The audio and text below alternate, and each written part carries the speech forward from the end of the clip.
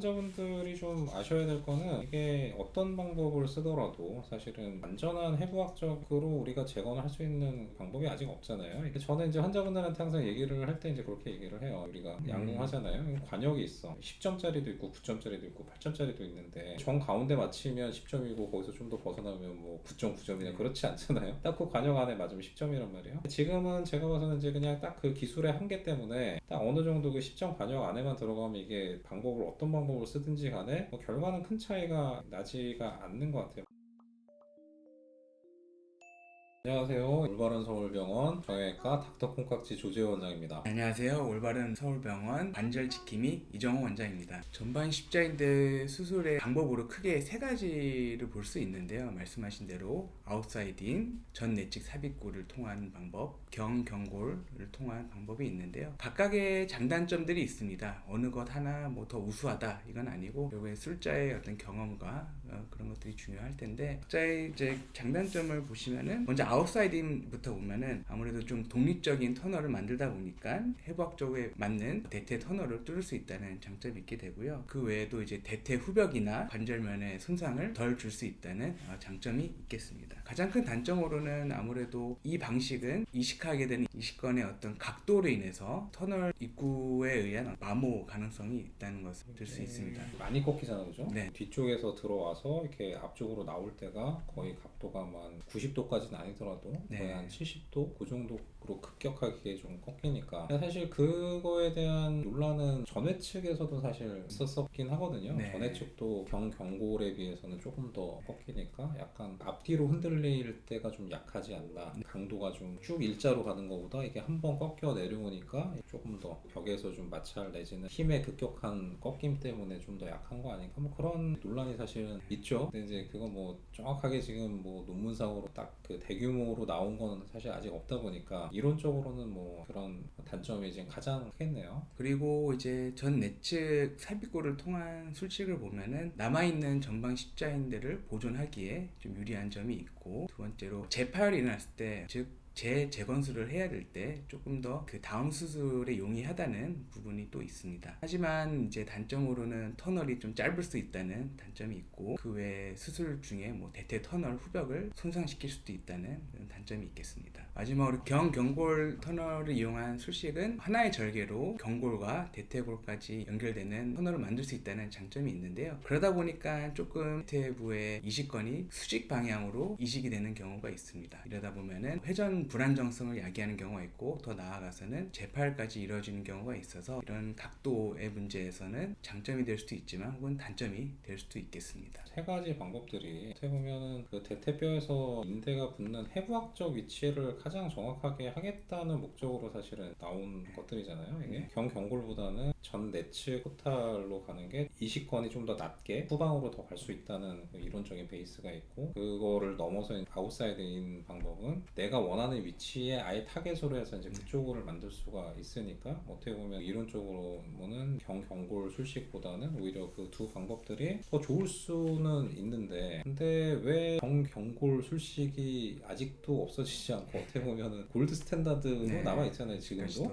왜 그런 부분이 있을까요, 이게? 아무래도 이제 술식 어떤 용이함, 좀 더 간편하다는 점이 그런 점이 될 수 있고요. 요즘 그래서 기존의 경골 방식을 많이 보완한 하이브리드형의 경골 술식이 많이 나와서 기존에 나와 있던 단점들을 많이 보완하려고 하는 노력이 있으면서 보완된 방법으로 또 좋은 결과를 나타내다 보니까 아직까지도 널리 쓰이고 있는 술식이지 않을까 싶습니다. 환자분들이 좀 아셔야 될 거는 이게 어떤 방법을 쓰더라도 사실은 안전한 해부학적으로 우리가 재건을 할 수 있는 방법이 아직 없잖아요. 사실 우리가 십자인대를 다발 하나로 되게 재건을 하지만 해부학에서는 이제 실제로는 적어도 2개, 어떤 경우에 이제 다발이 3개다 그렇게 얘기하시는 분들도 있고, 구부리고 펴는 거에 따라서 이제 되게 컨티뉴어스하게 건들의 힘이 받는 게 좀 달라지는데, 아직은 이제 그거를 그대로 재현할 수 있는 방법이 사실 기술적으로 이제 없다 보니까 저는 이제 환자분들한테 항상 얘기를 할 때 이제 그렇게 얘기를 해요. 우리가 양궁하잖아요. 관역이 있어. 10점짜리도 있고 9점짜리도 있고 8점짜리도 있는데 정 가운데 맞히면 10점이고 거기서 좀 더 벗어나면 뭐 9.9점이나 그렇지 않잖아요. 딱 그 관역 안에 맞으면 10점이란 말이에요. 지금은 제가 봐서는 이제 그냥 딱 그 기술의 한계 때문에 때문에 딱 어느 정도 그 10점 반영 안에만 들어가면 이게 방법을 어떤 방법을 쓰든지 간에 뭐 결과는 큰 차이가 나지가 않는 것 같아요. 물론 아까 얘기한 것 중에 이제 회전 불안정성이라든지 그런 걸 생각하면 이론적으로는 이제 최대한 약간 좀 터널을 낮춰서 이제 뒤쪽으로 더 가게 하면 좋기는 한데 이제 그러다 보면 이제 기술적으로도 어렵고 뭐 또 뒤에 연골 손상이라든지 뼈가 깨질 위험성도 있고 뒤에 들어가는 인대가 짧아져서 안정성이 좀 떨어질 수도 있고 급격하게 꺾이면 또 그거 자체가 그 인대에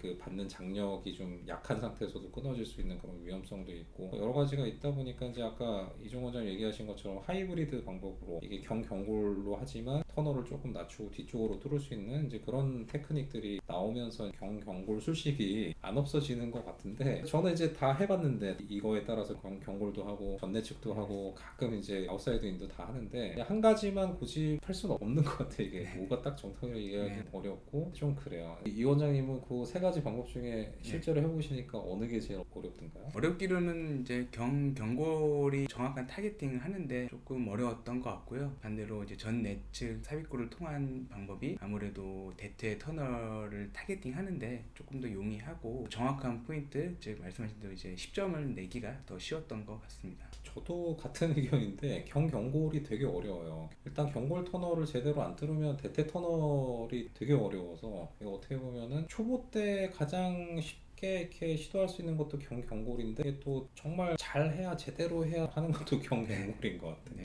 경골 술식이 장점은 그래도 꽤 있잖아요. 왜냐면 이식권이 직선으로 가기 때문에 이게 사실은 전단력에서는 가장 힘을 잘 받을 수 있는 그런 방법인 것 같고 저는 개인적으로는 선수들은 경골을 씁니다. 선수들은 웬만하면 경골을 써서 이 사람들은 이제 힘을 많이 받으니까 일반인들보다 가급적이면 이식권이 좀 스트레이트하게 가는 게 더 힘을 잘 받는다고 생각을 해서 저는 개인적으로 운동선수들은 가급적 경골로 하려고 하고 또 일반인들은 경골도 하기도 하고 전해측을 하기도 하고 그래요. 일반인에서는 뭐 별 차이는 없는 것 같아요. 선수들에서는 뭐 대량 스터디가 없어서 어느 게 더 좋다고는 얘기는 못하겠고 의사의 선호도에 따라서 좀 다를 수는 있을 것 같습니다. 지금 봐서는 어느 방법이든 10점 관역 안에만 맞추면 결과는 큰 차이가 없다. 그게 이제 그냥 의사들 사이의 얘기인 것 같습니다. 이게 아무래도 워낙 환자들이 많고 다양한 술식들이 하다 보니까 의견이 좀 많은 것 같습니다. 수술 방법 외에도 어떤 이식권을 선택할 것이냐에 대한 어떤 논란, 논쟁도 많이 있는데요. 원장님 같은 경우는 혹시 뭐 선호하는 이식권이 있으신가요? 저는 이제 환자분들이 뭐 자가건 타가건 얘기하시잖아요. 타라는 말은 좀 원래는 정확하진 않는 것 같은데 동종이죠. 예, 동종건인데 자가건은 저는 이제 개인적으로 선수들은 자가건은 잘 안 쓰고요. 동종건을 많이 쓰고 왜냐면 이제 뭐 대부분 이제 펑션에 자가건을 일부 채취한다고 해서 큰 이상은 없다고는 하지만 그래도 혹시라도 기능적인 부분이라든가 뭐 그런 거에 혹시나 해서 저는 이제 선수들은 동종건을 많이 쓰고 일반인들은 원하시면 자가건도 쓰고 동종건도 씁니다. 근데 예전에 제가 서울대병원에서 트레이닝 저는 이제 했으니까 서울대병원에서 주로 이제 파텔라 텐던 그러니까 슬개건을 떼기도 하고 대퇴사두건을 떼기도 하고 이제 그랬는데 그게 이제 뼈하고 힘줄을 아예 동시에 이식하는 거다 보니까 이제 잘 붓기도 하고 뭐 빨리 붓기도 하고 이제 장점은 있는데 아파하는 사람들이 많아. 앞이 아파.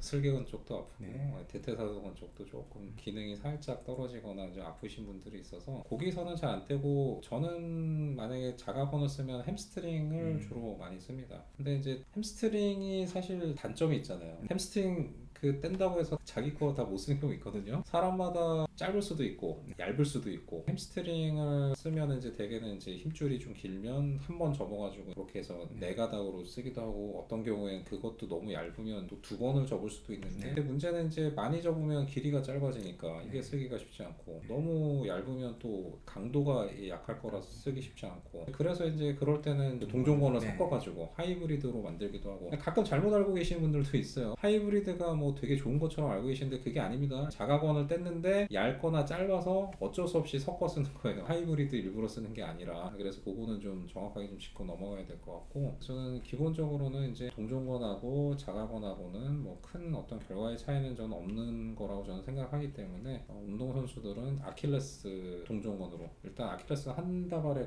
굵잖아요. 초기 강도는 사실 이거 따라오기는 쉽지는 않아서 일단은 이제 저는 웬만하면 이제 운동선수는 이제 동종건 아킬레스로 좀 사용을 하고요. 재수술할 때는 무조건 사실 동종건 써야 되지 않을까요? 재수술할 때 자가건 쓰기에는 너무 길이나 두께 맞추기가 잡기가 쉽지는 않은 경우가 많아서. 근데 그렇게 생각하면 사실 모르겠어요. 일부 분들은 자가건이 무조건 다 좋다고 이렇게 얘기를 하시는데, 물론 이제 그분들이야 뭐 그럴 수도 있긴 한데, 저는 뭐 사실 반드시 그렇지는 않다고 생각은 하고, 이게 그렇게 생각하시면은 이제 재수술하거나 재재수술하거나 그럴 때 무조건 다 사실은 자가건을 고집을 해야 되는데 그렇지 않잖아요. 네. 재수술 이상에서는 거의 다 대부분 동정건을 쓰니까. 물론 그거에 이제 터널 크기와 뭐 길이와 등등등 여러 가지 고려점 때문에 그렇긴 하지만, 후방 십자인대 재건할 때도 다 타가를 쓰지 네. 자가 안 쓰잖아요. 네. 그런 걸 생각하면 자가가 무조건 좋다 그렇게 생각하시는 건 좀 엄폐가 있는 것 같아요. 개인적으로는 좀 그렇습니다. 이 원장님은 이식건을 주로 어떤 걸 선택을 하시나요? 저도 이제 우선적으로 선호하는 거는 동종건을 선호하고요. 아무래도 동종건을 쓰게 되면은 자가건을 뗐을 때 부족하거나 아니면 짧거나 할 가능성도 없고, 그로 인해서 수술 시간을 또 절약할 수 있어서 저는 동종건을 많이 이용하게 됩니다. 수술 시간이 짧다는 거는 사실 되게 좀 장점이 큰데, 두 가지 면에서 장점이 있는 것 같아요. 하나는 이제 감염률을 확